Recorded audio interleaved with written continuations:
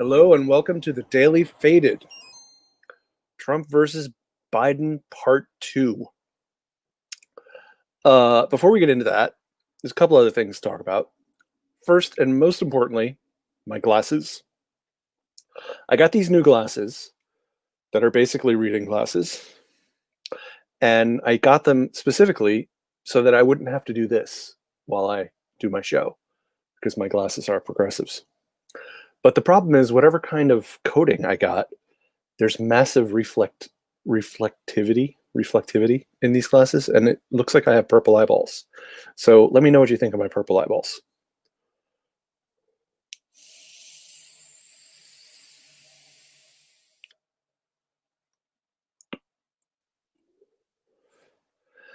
Last night was another lost night, lost afternoon with back pain. So I'm sorry I wasn't here again last night. I do think it's getting close to being done until I hurt my back again. But anyway, let's get on with things. Before anything else, we always do our coronavirus numbers. See here that the world coronavirus case count is up to almost 42 million cases globally, with over 1.14 million deaths. The United States, we have over 8.6 million confirmed cases and a terrible new case count today of 71,139. That is one of our highest case count totals for the day. I believe 75,000 new cases is the record. And that was many months ago, and we're going to go blazing right past it. Again, according to NCOV 2019.live, we have over 228,000 deaths so far, and 925 new deaths today. Here in the state of California, where we used to have the highest case count, we now have the second highest case count in the country after Texas. And our daily case numbers are going up considerably in California. We were looking at 1,000, 1,500, 2,000. Today we've got 4,000 new cases and 68 deaths today, which is not a good number, but our numbers on deaths should be bottoming out to represent when the case count numbers came down much lower than they are even today. So that number should be going down right now, although it doesn't appear to be. And according to NCOV 2019.live, we have had 17,262 lives lost in California to coronavirus.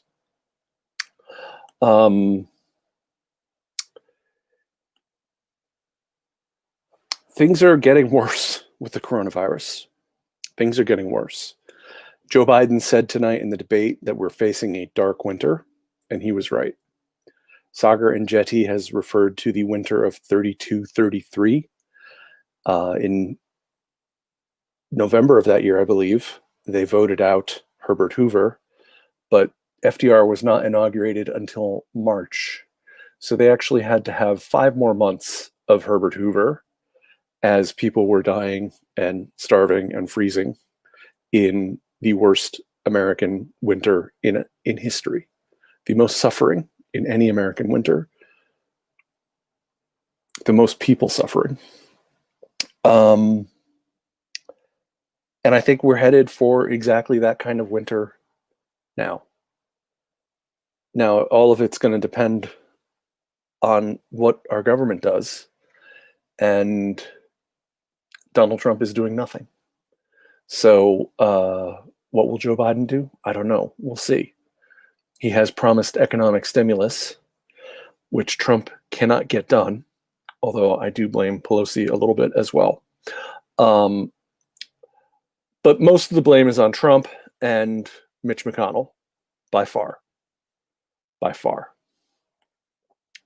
So staying on the coronavirus for just a few more minutes, I wanted to take a look at this New York Times article from today. The worst virus outbreaks in the US are now in rural areas.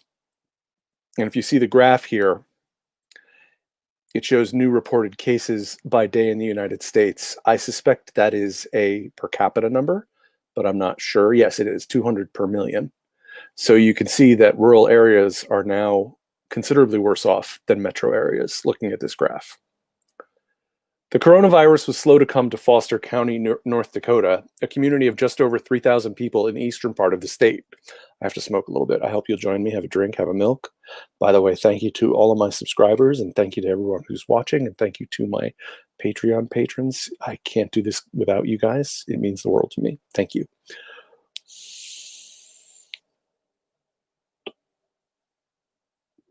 When virus cases surged in the Northeast in the spring, the county recorded just one positive case. When national case counts peaked in mid-July, it had recorded just 2 more.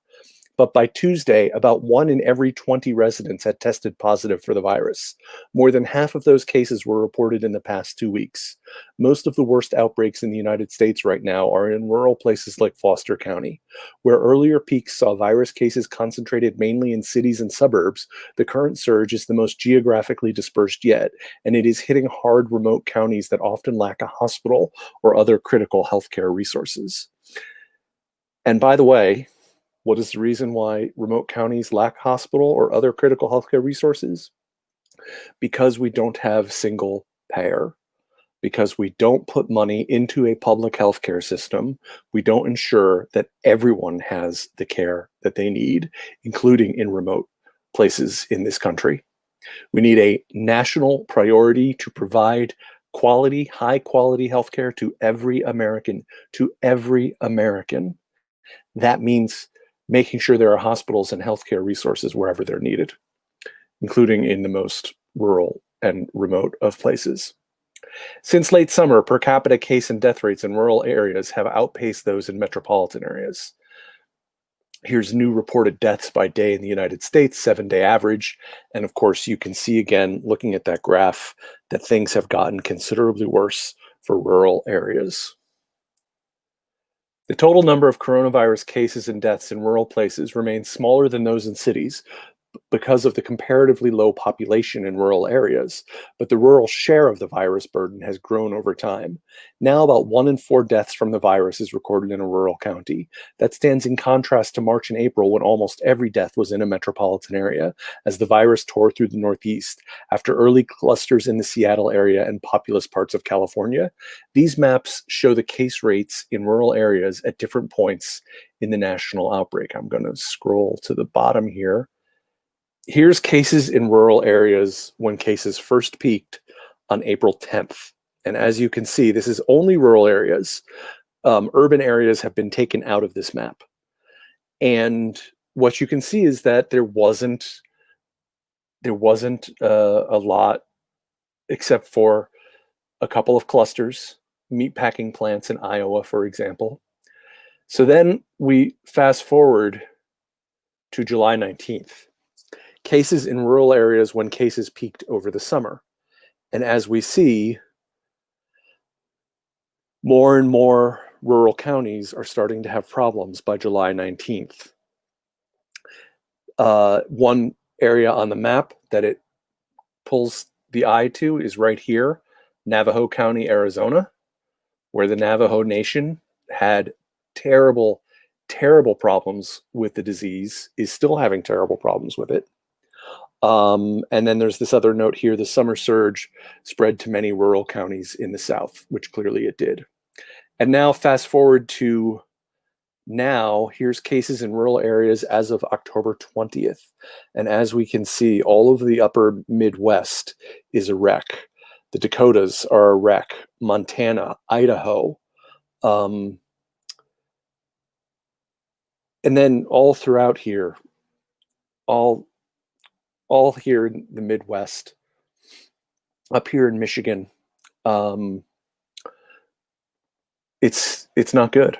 It's not good. It's not good. Look, I think that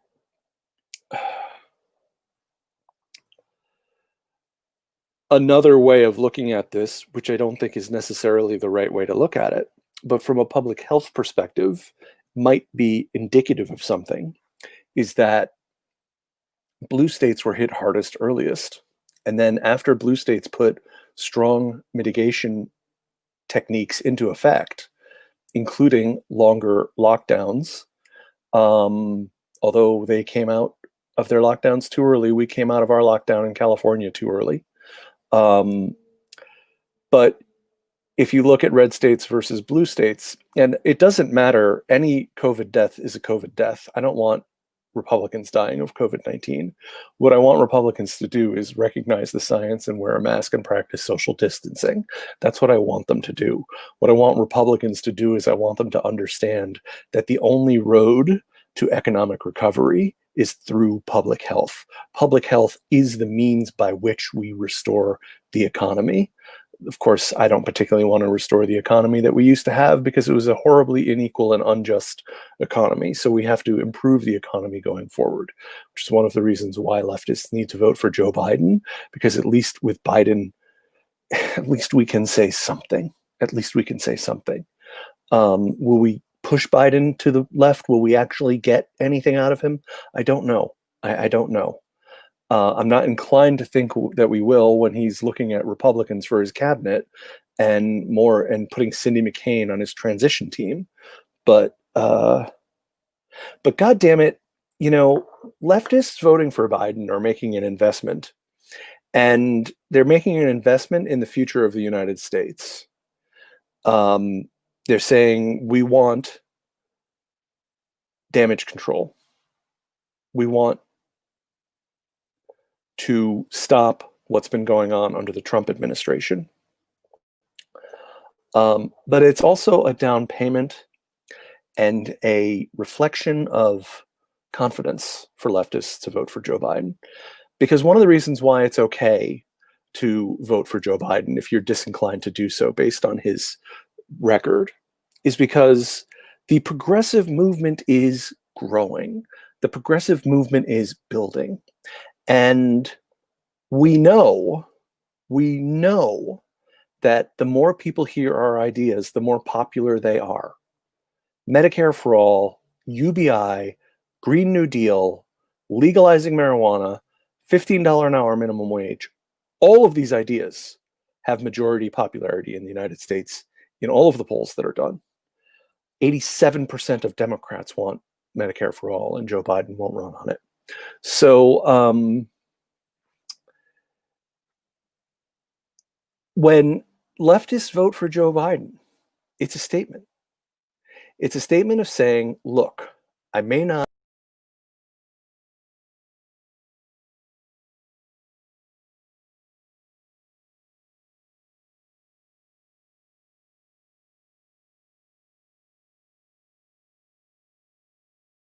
I'm back. Sorry about that. I don't know what I just did. An investment in the future. We know that the American public likes the left agenda. And we know that the movement is gaining steam. When we compare the number of progressives who ran in 2016 to the number of progressives who ran in 2018 to the number of progressives who ran in 2020.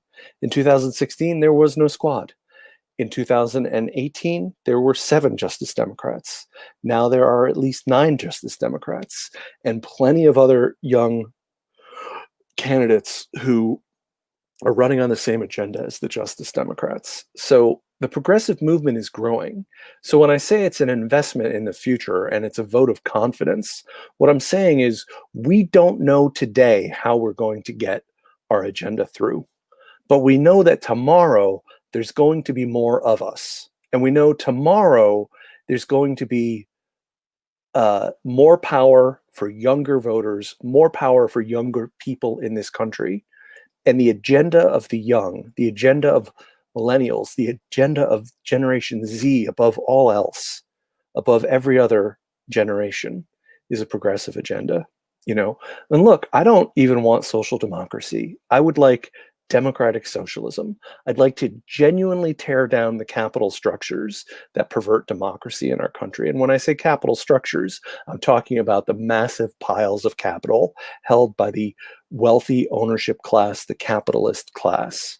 I want to dismantle them. I want to take them apart piece by piece because I don't think there can be democracy. I don't think there can be human rights. I don't think there can be equality as long as some people have so much while others have absolutely nothing.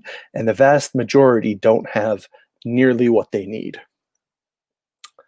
So, for this, we get demonized for wanting everyone to have healthcare, for wanting everyone to have a house, for wanting everyone to have an education. For that, we get demonized. We get told that we're a threat to America or that we're unrealistic because we want everyone to have healthcare, just like every other industrialized country where they have universal healthcare. God damn it, I'm ranting.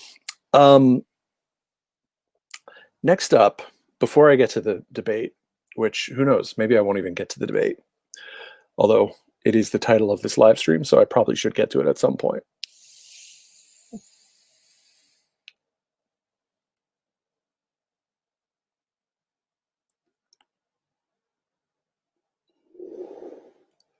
So I get text updates from Status Coup, Jordan Cheriton's channel, Jordan Cheriton and Jen Dyes at Status Coup. And I think they do some of the best journalism on YouTube. And that may not be saying a lot, but they do amazing journalism. They're always right in the middle of the action. Jordan Cheriton kind of got known on YouTube when he was working for TYT, and he was the most dedicated and the best coverage of the Dakota Access Pipeline water protectors. He's also done remarkable work in covering Flint, Michigan. Yesterday, he live streamed from New York City as Trumpers, MAGA chuds, were doing a little parade with a giant Trump flag, and counter protesters, of course, showed up. And what did the police do? They protected the MAGA chuds and they persecuted the leftists. Let's take a look. It looks like there was a black gentleman. Oh, he's getting hit right now by the flag. He's trying to block the flag. This black gentleman here is trying to block the flag, and he was just getting hit.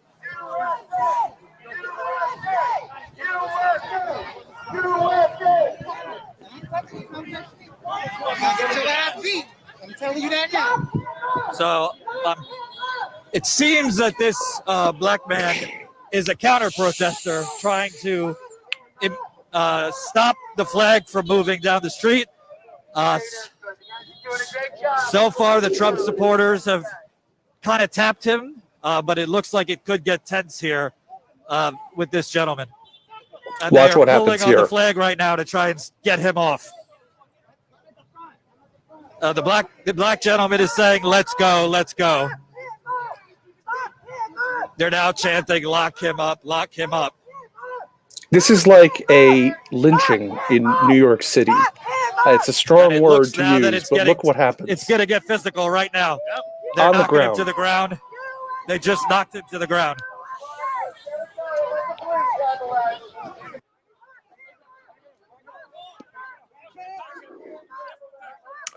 And then they take him over.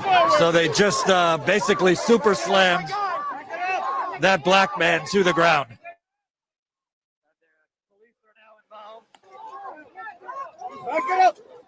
The police are now involved. You see people falling to the ground. Back it up, back it up. And then they start police are arresting Antifa people. The police have the black guy on the ground. The police have him on the ground.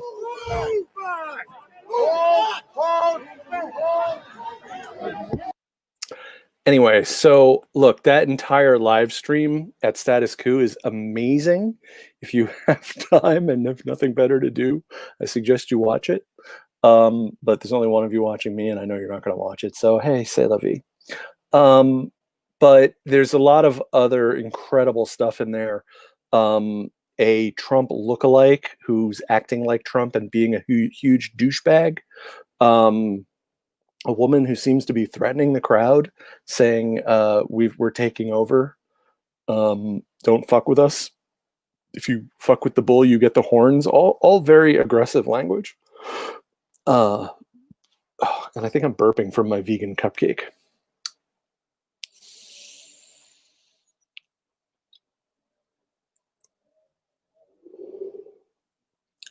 So I just had to show you that video because I thought it was amazing.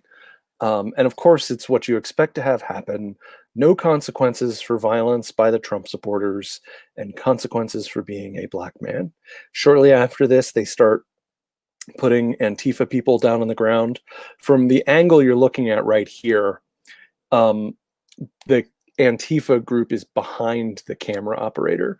There's a wall of cops, and then the Trump people are on the other side of the cops.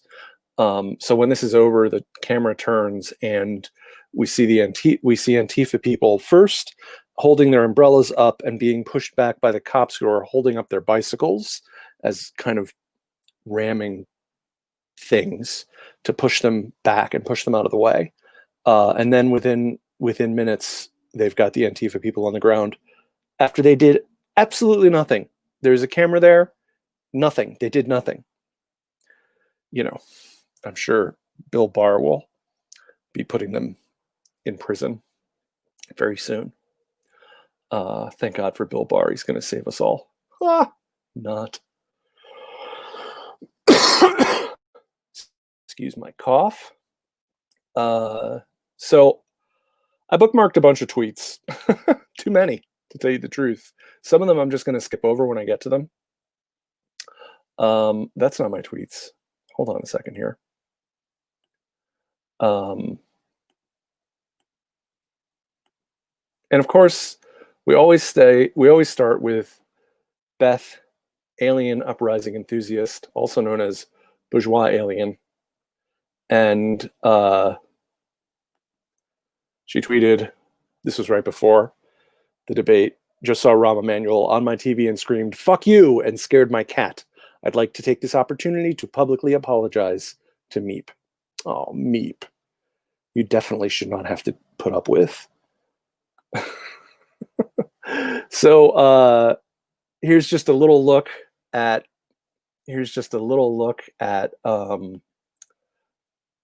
Joe Biden walking up to the stage and Donald Trump walking up to the stage and Kristen Welker nervously smiling at them.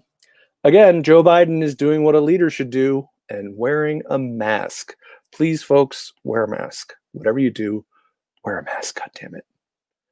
Biden says Trump is responsible for the 220,000 dead from COVID. Megyn Kelly says, do Americans really believe that?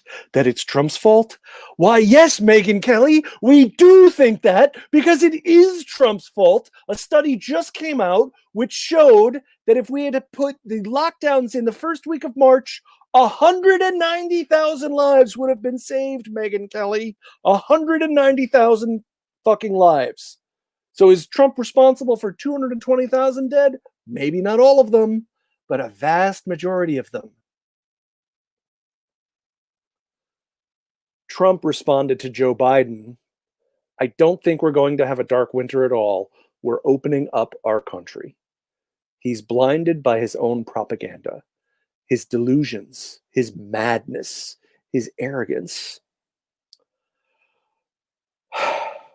At one point in the debate, I don't think I have a tweet to this effect, but at one point in the debate when Trump was talking about the coronavirus, he was talking about we have to protect the elderly, but then the young are strong and 99.9998% of them are fine and blah, blah, blah. He was describing the herd immunity nonsense crackpot theory. Describing herd immunity. And I wish Joe Biden had looked at him. And by the way, Joe Biden did pretty well in this debate. He did pretty well. Okay. I'd say he won the debate, but not as much so as the first debate, because Trump had a couple of strong moments. You know, when he said to Joe Biden, "You didn't do anything in 8 years," you know, in 47 years. Some of those attacks have teeth, but Joe Biden is right that we are headed for a dark winter. And I've mentioned Sagar talking about this several times, and I think he's absolutely right. Ed Markey tweeted, "We don't have to listen to Trump's lies on the debate stage. We can look at his presidency in the numbers. 223,000 COVID-19 deaths, 8 million COVID-19 cases, 22 million jobs lost, 7 million more people without health insurance. It's actually 9 million. Trump is a failure, and he knows it." Thank you, Ed. You know, in some ways, this whole debate was ridiculous tonight because they kept talking about shit that wasn't COVID-19 and wasn't the economic depression that we're in right now. Now, look, climate change is really important, and I'm glad they devoted some time to climate change, because I think it's really as important as COVID-19. I really do. But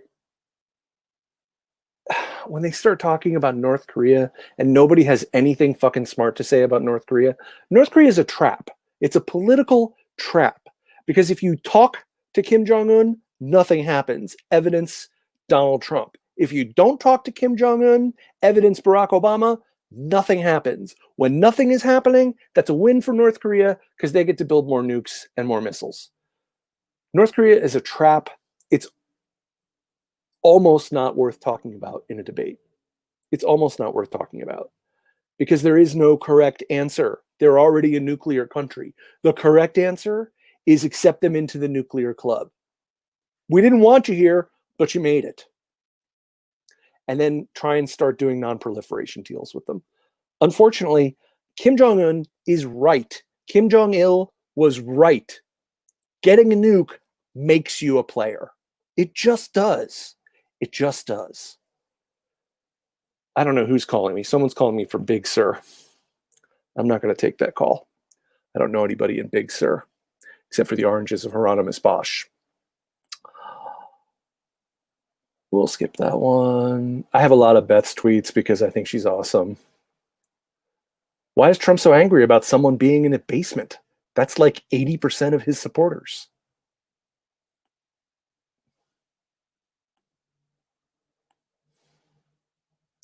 Instead of being in the sand trap at his golf course, he should have been negotiating for a relief bill. J.R. Jackson comments, Biden is hitting the right points the right way so far tonight. I'm a little surprised. And then Joe Biden, Benjamin Dixon comes in and says, look, Joe Biden isn't fucking around tonight. This is because Joe Biden was being direct and he was speaking the truth. And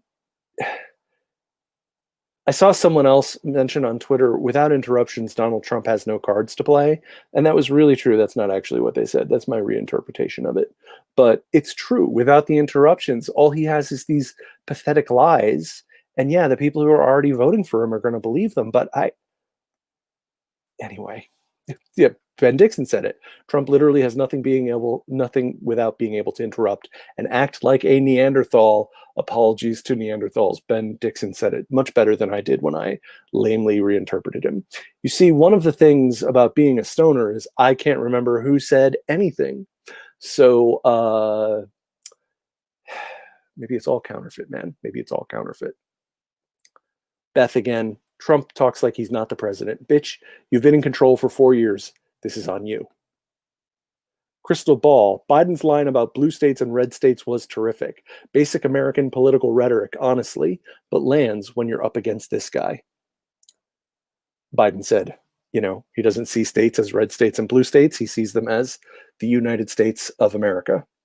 And yes, that is, as Crystal Ball puts it, basic American political rhetoric. Although, let's face it, it's basic American political rhetoric right now, in part because of Barack Obama, who gave that amazing speech in 2004 at the Democratic National Convention, his famous blue state, red state speech. He's a great speaker, Barack Obama. Don't get me started on his presidency. The Angry Socialist tweeted, Joe Biden is letting people know that he is the more effective imperialist. This is very true. The more effective imperialist. David Pakman tweeted, is what Joe Biden is doing to Trump in this debate even legal? He's going to be investigated for murder at this rate. Excuse me, Bill Barr is the AG. I'm sure Joe Biden is already being investigated for murder, probably one committed by Donald Trump. Donald Trump shot someone in Fifth Avenue and blamed it on Joe Biden. Joe Biden directly said to Donald Trump, release your tax returns or stop talking about corruption. This was, of course, in the Trump spews lies about Biden and so on section. You know, and it's so frustrating to me because the only reason Hunter Biden got the job at Burisma is because his name is Biden and everybody knows it, and that's not ethically cool. It's not cool to trade on your name and get a job doing something you have no idea about, you know nothing about, you have no experience, and you're getting paid a shit ton of money every month. That's obviously not cool. That said, from what I've read, the actions Joe Biden took in regards to the Ukraine was the agreed upon policy with all of the European partners, with everyone who's investment, everyone who's a stakeholder in what happens in the Ukraine and in dealing with corruption in the Ukraine. They all wanted this Viktor Shulkin guy out, you know. So no, the point I'm trying to make is that you could talk about the inherent corruption in the system without making it seem like he got tens of millions of dollars and China put the entire Bank of China into Joe Biden's back pocket. It's just ridiculous. It's ridiculous, especially after what we learned about Donald Trump and his secret Chinese bank account. No president should have a secret Chinese bank account, let alone pay $200,000 in taxes to the Chinese Communist Party and then only pay $750 in taxes to the United States Treasury. I don't understand how that person can be president. Humanist Report, Mike Figueredo tweeted, Trump harping away on this Hunter Biden bullshit is not landing. I felt like that was true. I didn't feel like it was landing. Ivanka and Jared are raking in cash right now as they work in the fucking White House. Move on. Look, I could do this exact same broadcast and do it from MAGA bubble, and I could show you all tweets of MAGA people who were thinking that Joe Biden looked ridiculous and Donald Trump was doing amazing. I just think they're wrong. I just think they're wrong. Again, I'm not trying to say that Joe Biden had this amazing night. He stumbled a lot in his speaking, but it was stutter stuff. You know, once or twice he left out a word in a sentence. Stutter stuff. He didn't have one of those big Joe Biden gaffes. That didn't happen. Anytime that doesn't happen, that's a win. Anytime that doesn't happen, it's a win for Joe Biden. And Trump was trying to, and Joe Biden was laughing at Trump the whole time. And unlike Al Gore laughing at George W. Bush, although he wasn't really laughing, he was kind of like, that's my imitation of Al Gore, 2000. Check it out. Anyway. Oh shit, Biden brought back malarkey. I wanted to comment on that because I was happy to hear the word malarkey, because pretty soon if Joe Biden becomes president, we're going to have a lot of center-right malarkey going on that we're going to have to talk about. Oh, how I long to talk about how right-wing Joe Biden is instead of what an existential threat to the world Donald Trump is. Would much rather talk shit about Joe Biden. Much rather trash Joe Biden every day when he puts fucking John Kasich in his cabinet as the secretary of, you know, I don't know, secretary of no abortions. What's he going to be secretary of? Secretary of deficit hawkery? Please. The great Hassan Piker tweeted, I can't be the only one uncomfortable by both parties trying to outmuscle one another on a more militant approach to dealing with China. Hear, hear, my brother. I felt exactly the same way. And as I said earlier, neither Trump nor Biden is right on North Korea. Both approaches are crap. They are. They're crap. The realpolitik is, they're part of the club. You got to deal with them now. I know it's not a popular thing to say, but I really think it's true. We cannot attack North Korea. We cannot take out their missiles. And they'd be crazy to give them up when not only did we screw Gaddafi, but we told them we were going to give them the same treatment as Libya. What kind of diplomacy is that? No, of course they can't give up their nukes, and we can't take away their nukes. So it's a fucking stalemate. Let's start trying to figure out how to pressure them into not being such an asshole country. I don't know how to do it. But Lord Trump is extra full of shit on healthcare, and it's an undersold reason of why he's losing right now. This is getting into the healthcare debate. Ilhan Omar tweeted, "He is delusional. You are not winning the House. You are about to lose your job." At some point, Joe Biden said, it's going to be Obamacare with a public option, and then we'll call it Biden care. And it literally felt to me like it was the first time it ever occurred to him that it might be called Biden care. Oh, Joe, center-right Joe. What a tragedy. Nobody is actually offering a real healthcare solution that costs less and exists in nearly all other developed nations. This is Matt Orfalia, who did a brilliant campaign ad for Bernie and then got hired by the Bernie team. And then some people found some things he said that they didn't like, and then he got fired by the Bernie team. But he's very smart, and he's a very talented editor. Very talented editor. Trump said he was the least racist person in the room. That's so rich. He's less racist than Kristen Welker. Okay, man. That's what you think. Oh, God. How have we lived through Trump? How did we make it this far? Are we going to make it to the end? I don't know if we're going to make it to the end. I really don't know.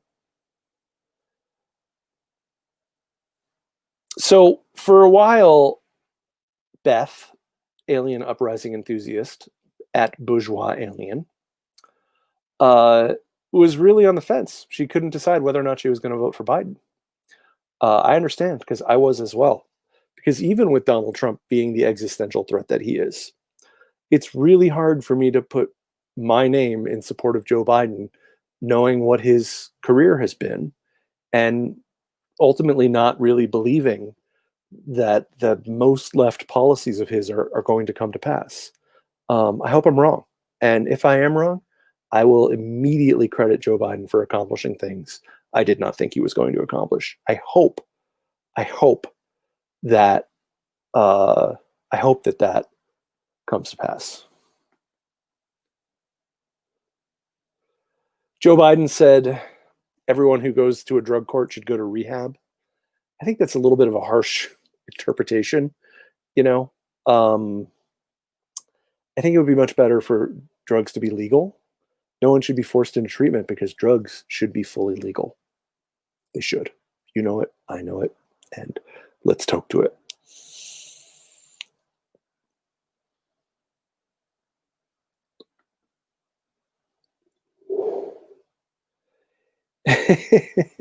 Is no good tweeted, "Leave AOC alone, you muppet," to Donald Trump.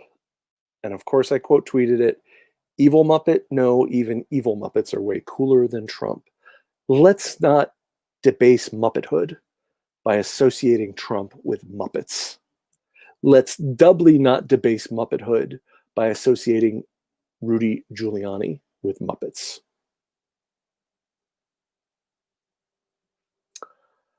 Peace out. Thank you for watching. Hit subscribe, hit like, hit the notifications button, and I'll be back on Monday night at 8 o'clock Pacific, 11 o'clock Eastern. And I might do a live stream on Saturday. If I can get my guest to come on Saturday, I might do a live stream on Saturday. I will post a little video to let you know it's coming on Saturday morning if we manage to pull it off. All right. Thank you very much, and good night.